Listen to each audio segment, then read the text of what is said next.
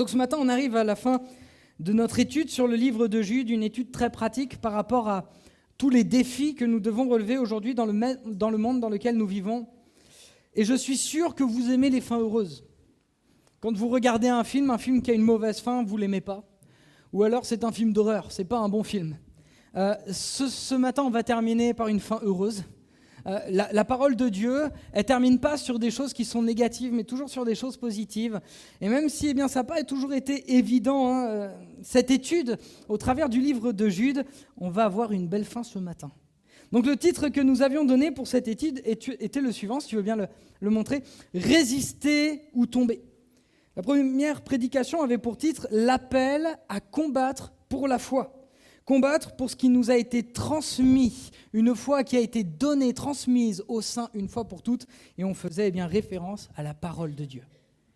L'appel à combattre pour maintenir, garder ce qui nous a été confié au travers de sa parole. Ensuite, le titre de la deuxième prédication était le suivant, « Rester fidèle au milieu de la confusion ».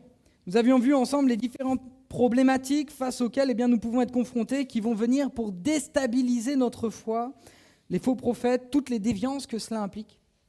Et puis Caleb, dimanche dernier, a abordé avec vous le troisième volet, qui avait pour titre « L'encouragement final », avec des conseils très pratiques sur le fait de maintenir dans l'amour de Christ, de se maintenir dans l'amour de Christ, et avoir cette attitude bienveillante dans le but de sauver ceux et celles qui sont en train de se perdre.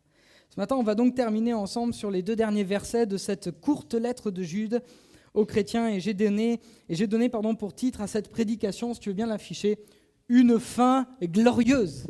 Alléluia. Ces 2 derniers versets sont le bouquet final, c'est la cerise sur le gâteau, dans un contexte difficile qui nous permettent de fixer nos regards ailleurs que sur les problèmes. Et on va voir ensemble comment il va terminer cette lettre, et on va lire ensemble Jude, versets 24 et 25. Et ensuite, on va le lire dans une autre version. Si tu peux afficher la diapo.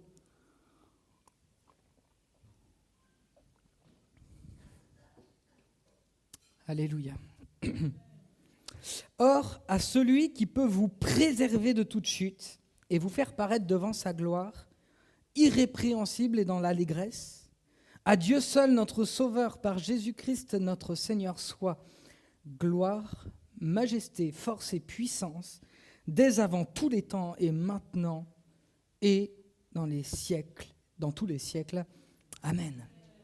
On va le lire dans une autre version que je trouvais très intéressante, c'est la version Summer, celle dans laquelle je lis d'habitude avec vous. Il est écrit ceci, « À celui qui peut vous garder de toute chute et vous faire paraître en sa présence glorieuse, sans reproche et exultant de joie, au Dieu unique qui nous a sauvés par Jésus-Christ notre Seigneur, à lui appartiennent la gloire et la majesté, la force et l'autorité, depuis toujours maintenant et durant toute l'éternité. Amen. » Ce passage est extraordinaire et ce sera le premier point sur lequel j'aimerais m'arrêter avec vous. Est-ce que tu peux l'afficher ? La première chose qu'il va dire dans ce verset 24, c'est que nous avons un protecteur. À celui qui peut vous garder de toute chute. Le terme qui a été traduit par garder en grec, phulasso, signifie veiller ou encore surveiller. Ça signifie avoir un œil sur la personne. Ça signifie garder pour sa sécurité, prendre soin. Et j'ai aimé cette définition quand on étudie le grec. Il y a écrit « empêcher toute violation ». Ici, Jude termine cette lettre en rappelant que nous avons un protecteur, que nous avons un gardien. Souvenez-vous du titre qu'on a donné pour cette série, « Résister ou tomber ». Tu as plus de chances quand tu as Dieu de ton côté de résister que de tomber. Pourquoi ? Parce que lui, il est engagé à tes côtés. Il est engagé à tes côtés et en lui, tu as un gardien. Et finalement, quand moi je parle de gardien, la meilleure illustration que j'ai pour illustrer ces propos, ce sont les gardes du corps. Ce sont ceux qui vont protéger des personnes qui sont précieuses, en tout cas des personnes suffisamment précieuses et riches pour pouvoir être protégées. Mes frères et sœurs, vous êtes tous précieux. Et au même titre que ces gens-là vont être protégés, vous avez un gardien. Le garde du corps, c'est particulier de se dire que Dieu a cette façon de fonctionner à notre égard. Le garde du corps, il va rester près de la personne à tout moment. À tout instant, le garde du corps ne lâche pas d'une semelle, et peut-être même d'une semaine, tiens, tant qu'on y est, celui qu'il protège. Il n'a qu'une seule mission et c'est la raison pour laquelle ils sont payés. C'est leur objectif.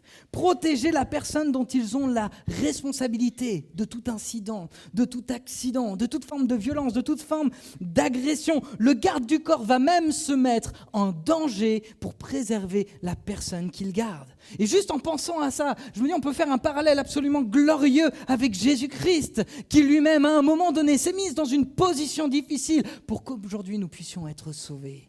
Nous avons un garde du corps qui s'est engagé à notre côté.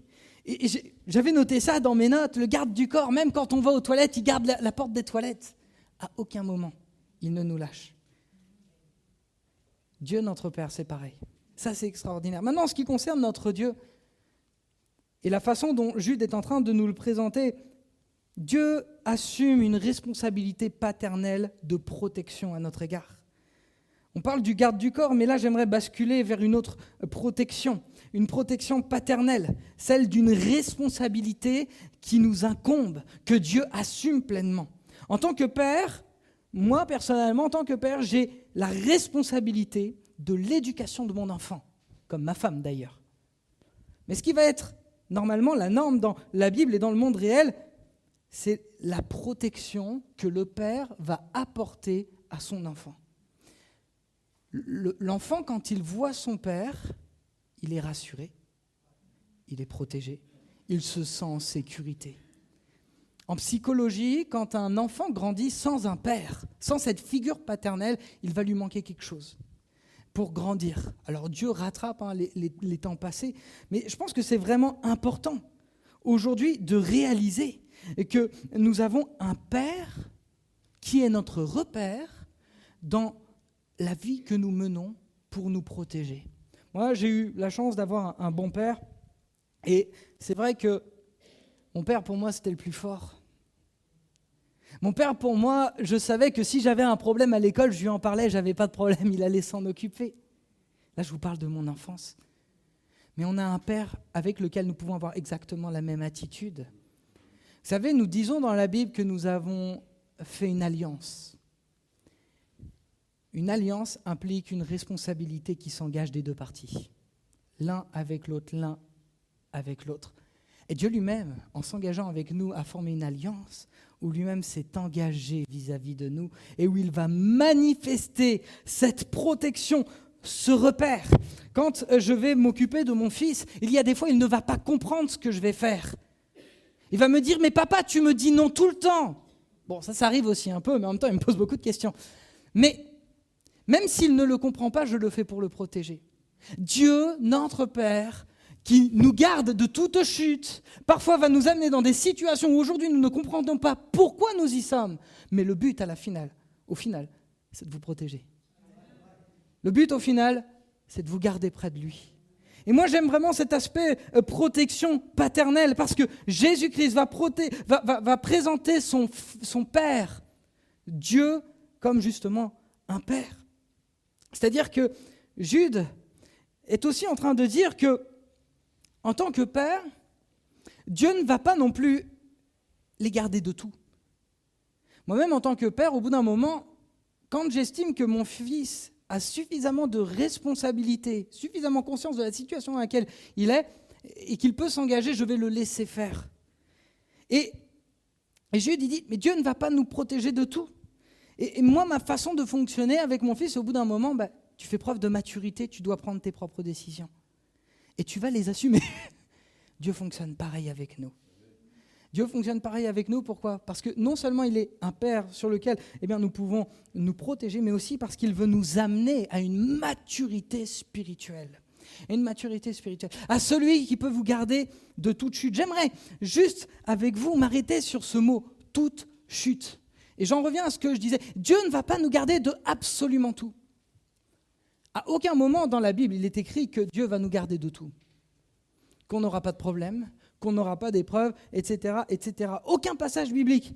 Par contre, il va nous protéger face à la chute. Et la chute dont il est question, si nous reprenons toutes les prédications d'avant, parce que le but c'est de rester dans le contexte dans lequel nous sommes, nous protéger de tomber dans le péché, de nous empêcher de tomber dans ce que les autres sont tombés, de perdre notre récompense, de perdre notre privilège, à savoir le salut. Dieu va mettre en place un système de protection à notre égard pour éviter que nous perdions notre salut. Dieu va s'engager.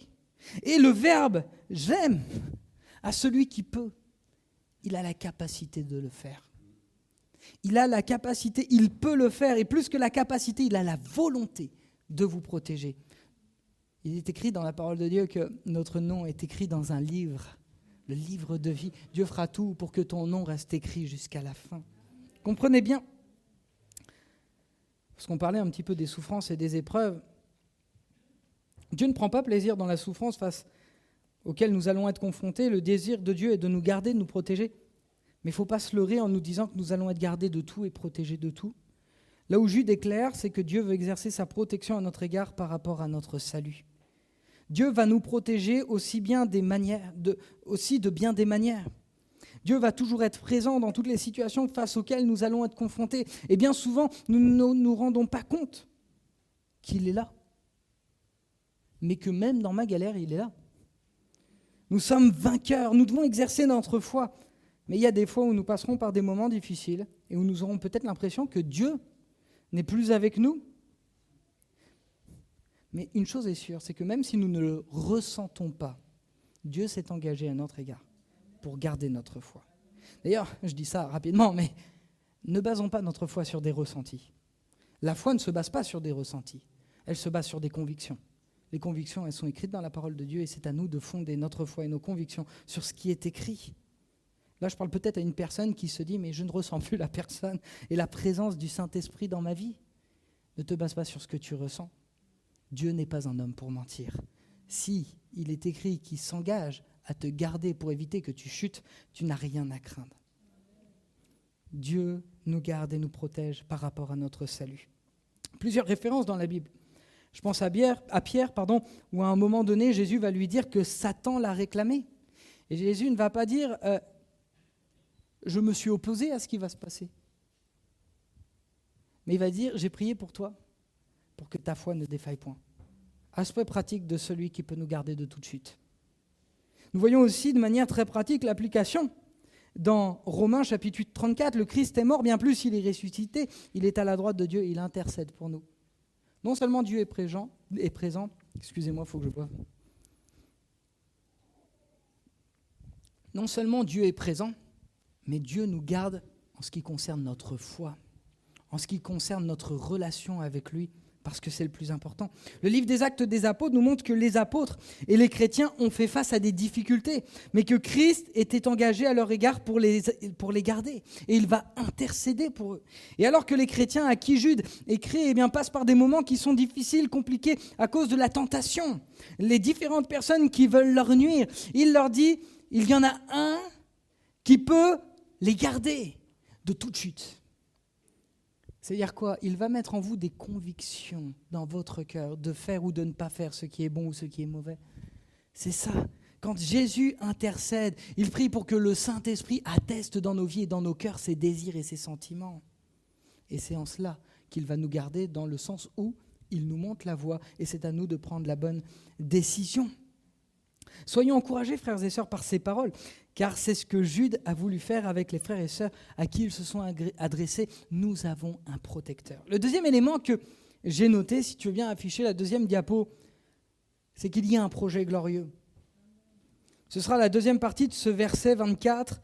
Vous faire paraître en sa présence glorieuse, sans reproche et exultant de joie. Ici, Jude ne va pas par quatre chemins. Il nous présente la raison pour laquelle nous devons espérer. La raison pour laquelle nous devons espérer, c'est qu'il va nous faire paraître dans la présence de notre Dieu. Oh, quelle joie il y a dans l'église de Jésus-Christ. Le projet, c'est qu'on va le voir comme je vous vois. Le projet, c'est qu'on va pouvoir le toucher, on va pouvoir le regarder, on va pouvoir lui parler. On va être près de celui que notre cœur aime. On va être près de celui pour qui nous nous sommes engagés. Celui pour qui, à la base, nous avons donné notre vie. Le projet glorieux, c'est de nous faire paraître dans sa présence, sans reproche, sans qu'il n'y ait aucune accusation, pour que nous puissions exprimer cette joie. Ici, Jude, ne serait-ce que par ces 2 derniers versets, introduit parfaitement le livre qui vient après, le livre de l'Apocalypse, où eh bien justement ce livre va nous amener à réaliser qu'il va y avoir une Jérusalem céleste dans lequel eh bien nous allons pouvoir tous ensemble louer et adorer Dieu pour l'éternité. Alors, moi personnellement, ça me dépasse totalement. Je me dis, mais comment je vais pouvoir te louer et t'adorer pour l'éternité ? Mais je me dis que Dieu est infiniment grand et tellement grand qu'à tous les coups, dans l'éternité, je vais encore apprendre à le découvrir jour après jour. C'est Dieu, c'est extraordinaire. Ici, Jude appelle les chrétiens à qui il s'adresse à ne pas regarder uniquement aux difficultés qui sont présentes, mais à détourner leur regard pour qu'ils puissent fixer l'objectif. L'objectif, c'est que je sois avec toi. Fixer nos regards vers la finalité. Nous serons dans la présence de Dieu. La finalité, c'est qu'à un moment donné, tout ce qui est ici sera terminé. La finalité, c'est que Dieu lui-même essuiera nos larmes et il n'y aura plus ni pleurs, ni tristesse. Oh Seigneur, gloire à toi. Je crois vraiment, frères et sœurs, qu'en fonction de ce que nous fixons, de ce que nous regardons, nous allons déterminer la façon dont nous allons vivre notre situation. Et nous sommes appelés à voir et à regarder les choses autrement. C'est quelque chose que j'ai vu avec chaque personne qui va se faire baptiser la semaine prochaine. Vu qu'on est dans un contexte d'épreuve et de difficulté, je vais juste rappeler ce passage. Jacques va dire, justement, le frère de Jude, voyez comme un sujet de joie complète les diverses épreuves face auxquelles vous êtes confrontés, car l'épreuve produit l'endurance, ou encore, en fonction des traductions, la persévérance. Et je pense même si on est face à des épreuves, on peut changer notre façon de voir ce que nous traversons. Comprenez bien, quand je dis ceci, je ne suis pas en train de limiter les difficultés, les épreuves par lesquelles eh bien, vous avez pu passer, mais juste vous amener à réaliser que si toute chose concourt au bien de ceux qui aiment Dieu, eh bien, ça veut dire que j'ai quelque chose à apprendre. Il y a quelque chose de pédagogique dans l'épreuve que je vais vivre. Et je pense que Dieu est bon. S'il nous permet aussi parfois ces temps d'épreuve, c'est pour qu'on puisse dépendre de lui. Et parfois même, oh là là, je vais dire un gros mot, mais c'est pour nous garder près de lui. Fixons nos regards ailleurs. Fixons nos regards peut-être d'une manière différente. On a besoin de revenir à ce qui nous attend là-haut. David va faire une révélation dans ce domaine qui devrait nous pousser à fonctionner différemment. Et par cela, comme je le dis souvent, je ne minimise pas les différentes épreuves face auxquelles vous êtes confrontés. Mais le fameux roi David, lui qui a fait des erreurs, lui qui a été un meurtrier, lui qui a perdu son enfant avec Bathsheba, à cause justement de son péché, au psaume 34, il va dire ceci, quand on tourne les regards vers lui, on est rayonnant de joie. La Bible dit ceci, nous sommes étrangers et voyageurs sur la terre. Je ne veux pas minimiser vos problèmes, mais parfois juste prendre un peu de recul et dire, Seigneur, je veux espérer en toi. Déjà, je veux te faire confiance, mais je veux réaliser que ce que je vis ici, c'est temporaire. Ça ne va pas durer. C'est qu'un temps. Et encore, si je devais dire sur une vie, même sur une vie, finalement, ça ne représente peut-être pas tant de temps que ça. Ici, Jude nous dit que Dieu veut nous faire paraître en sa présence glorieuse. Levons nos yeux, détournons les regards de nos problématiques, de nos épreuves et tournons nos regards vers lui. Non seulement il est la source de la joie, mais en plus de cela, il nous permettra d'avoir une nouvelle perspective de notre situation, de nos épreuves, de nos difficultés. Dieu veut définir différemment les objectifs de ta vie, mais il veut t'amener à voir les choses autrement. Parce que derrière tout cela, il y a un projet glorieux. Et le problème, vous voyez, imaginons, la petite ampoule qui est là-bas, ampoule, c'est même pas une ampoule, c'est une horloge qui est là-bas, disons que c'est le projet glorieux. Nos épreuves sont comme des obstacles qui nous empêchent de voir les projets glorieux. Mais je pense que Dieu parfois nous permet de prendre un peu de hauteur pour qu'on puisse voir, mais en réalité, la finalité, ce n'est pas tout ce que je vis. Je te fais confiance parce que je sais que tu vas m'amener à bon port. Et jusqu'au bout, Seigneur Jésus, tu garderas ma main dans la tienne. La Bible dit ceci, les jeunes gens, ils se fatiguent. Mais nous sommes portés comme des aigles. Alléluia. On est portés par les vents chauds. On est portés par le vent de l'esprit. Frères et sœurs, prenez de la hauteur. Prenez de la hauteur. C'est facile à dire, j'en suis très conscient. Mais je sais une chose, c'est que ça va peut-être vous permettre aussi d'être plus objectif sur la situation que vous êtes en train de vivre. Quand on est fixé sur nos problèmes, parfois ils prennent une ampleur qui est absolument phénoménale. Commence à rêver à ce qui t'attend avec le Seigneur là-haut. Vous savez, il y a quelque chose qui est très intéressant. En fait, la Bible, elle est pleine de révélations. Et de la Genèse à l'Apocalypse, finalement, Dieu nous montre la voie, Dieu nous montre le chemin. Et j'avais étudié le tabernacle. Peut-être je le ferai avec vous. Et il y a quelque chose vraiment qui m'a surpris quand on étudie le tabernacle. C'est que le tabernacle, il est en plein désert. Et il n'y a rien au sol, il n'y a que du sable. Il n'y a pas de lambourde, il n'y a pas de plancher, il n'y a pas de carrelage. Bon, à l'époque, il n'y avait peut-être pas de carrelage, mais il n'y a pas de dalle, il n'y a rien. On est dans le sable. Autrement dit, on est exactement sur le même sol que partout. Et pourtant, quand on rentre dans le tabernacle, il y a des couvertures magnifiques, artistement travaillées, il y a de l'or partout. Et quand j'étudie le tabernacle, je me dis, en fait, Dieu il est en train de nous montrer une chose importante. Il faut qu'on garde les pieds sur terre, mais notre tête, elle est avec lui dans le ciel. Voyez, nous sommes étrangers et voyageurs sur la terre. Et j'aime ça, de me dire, mais oui, c'est vrai, Seigneur, je suis sur cette terre, mais la Bible dit qu'aujourd'hui, je suis assis dans les lieux célestes. Que son nom soit béni. Si nous nous arrêtons sur quelques détails que nous donne la Bible en ce qui concerne cette expérience glorieuse, et cette espérance glorieuse, les mots nous manquent.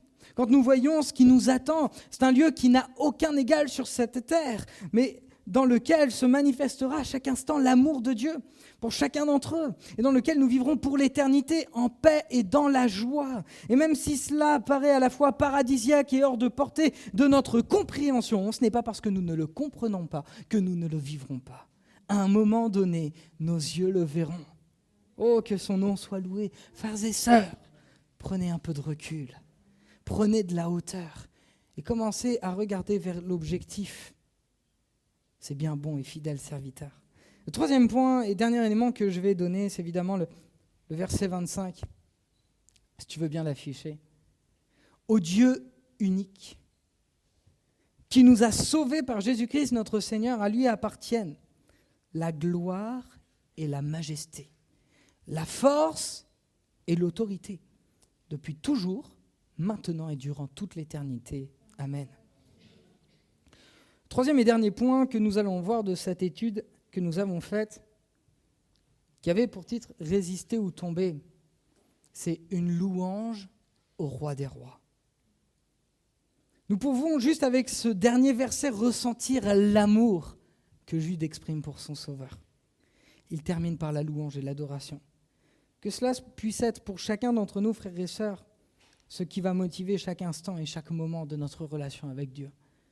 Il ne faut pas croire que quand nous lisons cette lettre de Jude, que Jude lui-même a été épargné par ses difficultés. Si on le relit et que nous voyons les détails qu'il donne, c'est que certainement il y est passé pour pouvoir en parler avec autant de détails.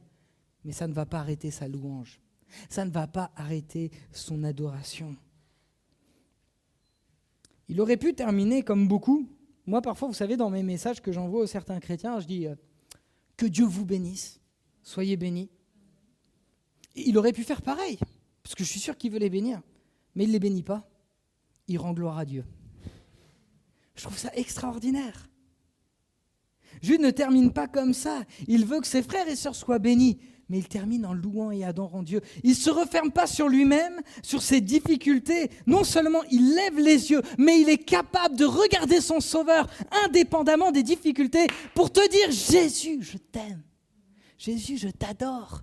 Jésus, je reconnais qui tu es. » Il termine de la plus belle manière qu'il soit, en louant et en adorant Dieu. Comme chaque chrétien, comme chaque chrétienne qui vont aimer leur Sauveur. Ils louent Dieu, ils le glorifient et il va parler de lui en parlant de sa majesté, de sa force et de son autorité. Et combien d'hommes et de femmes, ne serait-ce que dans le livre des Actes des Apôtres, vont manifester son amour pour lui, malgré les difficultés. Moi, j'aime l'exemple de Paul et Silas, je le prends souvent, mais je le reprends. Ils sont dans les chaînes, ils sont en prison, et ils font le choix, malgré tout, de louer et adorer Dieu. Ils le faisaient tellement fort que tout le monde les entendait. Si tu savais, frère, si tu savais, sœur, la puissance qu'il y a dans la louange, dans l'adoration. Si tu savais à quel point Dieu prend plaisir dans ta louange et dans ton adoration. Moi, je me suis posé la question, est-ce qu'on aime le Dieu qui bénit ou on aime le Dieu de la bénédiction ? C'est la différence. Qui aimes-tu véritablement ? Est-ce que c'est ce qu'il va t'apporter ou c'est ce qu'il est ? Il n'est pas en train de dire « Seigneur, je te prie de les délivrer dans le nom de Jésus ». Non, il prie pour que leur foi ne défaille point. Il les encourage pour qu'ils puissent garder ce qui a été transmis. Et il ne va pas dire « Moi, je prie pour que vous soyez libérés, délivrés ». Non, il termine en louant Dieu. Il termine en louant Dieu. Il termine en louant le roi des rois. Comment veux-tu terminer ta situation et ton épreuve ? Vous savez, on peut être dans l'empathie. Moi-même, je suis souvent dans l'empathie quand j'entends des situations qui sont difficiles en tant que pasteur, mais je ne peux pas terminer sur l'empathie. Parce que l'empathie, elle ne sert à rien. Elle ne va pas me sortir d'une situation. L'empathie, elle va me permettre d'être compris, peut-être de pouvoir, voilà, peut-être ça va permettre à la personne de pouvoir se libérer de certaines paroles. Mais l'empathie, elle ne sert à rien si elle n'est pas accompagnée par la puissance de Dieu. Par l'action libératrice de Dieu. Si je fais que des rendez-vous, je fais que d'entendre les gens me parler de leurs problèmes, ça ne va rien changer. Mais à un moment donné, Jésus va changer la donne. Et peut-être qu'il est temps de changer notre façon de fonctionner. Moi-même, combien de fois je me suis parfois, j'étais là, Seigneur, pourquoi ceci, pourquoi cela ? J'ai vécu une situation cette semaine, c'était vendredi. Il y avait des coups de fil qui étaient assez importants et qui étaient assez problématiques que je devais passer. Et ça m'a mis un coup au moral. Aïe, aïe, aïe, aïe, aïe. Et franchement, j'étais pas bien. J'étais en train de me balader avec ma femme, il y avait sa sœur qui était là, et les pauvres, elles ont dû se dire, mais il est complètement éteint aujourd'hui. Ouais, c'est vrai, et je l'étais. Et à un moment donné, alors que ma femme et sa sœur étaient en train de marcher, j'étais là, et j'étais en train de chanter ce chant. Tous les anges acclament. Ça commençait doucement et à voix basse. Bon, après, je n'ai pas chanté à voix haute parce que j'étais en pleine rue. Mais je l'ai chanté à voix basse. Et j'ai continué. Peut-être au début, c'était juste un fredonnement. Mais comme si à un moment donné, je sentais le cœur de Dieu. Et là, j'ai senti vraiment que je commençais à décoller. Et parfois, il n'y a pas besoin de crier victoire. Des fois, il n'y a pas besoin de proclamer tout un tas de versets bibliques. Parfois, il y a juste besoin de le louer et de l'adorer. Frères et sœurs, louer est un choix. Adorer est un choix. Et je suis convaincu que bien des fois, plutôt que de passer des temps où nous allons nous lamenter, et là encore, je vous le redis, je ne suis pas en train de juger ceux qui passent par des moments difficiles, mais parfois on ferait mieux de le louer et de l'adorer. Parce que lorsque nous sommes dans sa présence, il y a une joie profonde, une joie que personne ne peut donner, une joie qui est parfaite, qui ne dépend pas des circonstances, mais qui vient de l'Esprit de Dieu lui-même, qui est communiqué et qui devient ensuite communicatif. Dieu nous partage parfois bien plus que ce dont nous avons besoin au travers de la louange et de l'adoration. La fin de cette série, j'en arrive à ma conclusion, aussi courte soit-elle, elle est glorieuse. Ici, Jude nous rappelle que nous avons un protecteur. Ici, Jude nous rappelle qu'il y a des projets que Dieu a formés de toute éternité pour chacun d'entre nous, qui sont glorieux dans sa présence. Mais il finit en louant et en adorant Dieu. Mon frère, ma sœur, tu n'es certainement pas différent des chrétiens à qui Jude était en train de parler. Ces mêmes chrétiens passaient par des difficultés, tout comme aujourd'hui nous, qui sommes chrétiens, passons par des difficultés. Et je suis convaincu qu'au travers des mots de Jésus, nous voyons aussi l'empathie qu'il a eue pour eux. Mais il a préféré terminer en louant Dieu. Mon frère, ma sœur, personne ne te forcera à louer Dieu. Même si moi je voudrais t'encourager, je ne peux pas te forcer à louer Dieu. Louer Dieu, c'est un choix. Mais louer Dieu peut t'amener à définir l'orientation de ton avenir différemment. Comment vas-tu terminer ce matin ? Vous êtes peut-être là et vous êtes en train de penser aux différentes épreuves, aux différentes difficultés que vous êtes en train de traverser. Que Dieu vous bénisse. N'en reste pas là. Ce matin, positionne-toi. Et sois prêt à l'adorer et à l'aimer, malgré ta situation. Même si ta situation ne change pas, sois prêt à le louer et à l'adorer. Vous savez, l'identité de Dieu ne change pas quand moi je passe par une épreuve. Parfois, je suis tellement impacté que j'ai l'impression que Dieu n'est plus le même. Mais Dieu ne change pas. Il est, il était et il sera jamais. Dieu ne change pas, il n'est pas impacté dans son identité. Il est toujours le Dieu d'amour, il est toujours le Dieu fidèle, il est toujours le Dieu bon, même si aujourd'hui tu n'es pas capable de le voir. Aujourd'hui, lève ta voix. Élève ta voix. Prends le dessus sur ta situation et positionne-toi. Tu veux te positionner en tant que vainqueur, loue Dieu face à ta situation. Bénis Dieu pour ta situation. La Bible dit que Dieu est capable de changer le mal en bien. Je ne sais pas comment il va le faire. Et je ne vais pas vous promettre monts et merveilles, mais je sais une chose, c'est qu'il ne vous abandonnera pas et que jusqu'au bout, il vous tiendra par la main. Tu veux aller de l'avant, tu veux faire un pied de nez à l'ennemi. Lève-toi et loue ton Dieu. Adore-le. Adore-le pour qui il est. Adore-le pour sa sainteté. Adore-le pour sa majesté. Adore-le pour son autorité. Alors adore-le pour qui il est et pas pour ce qu'il va faire. Dieu est Dieu. On va fermer nos yeux quelques instants.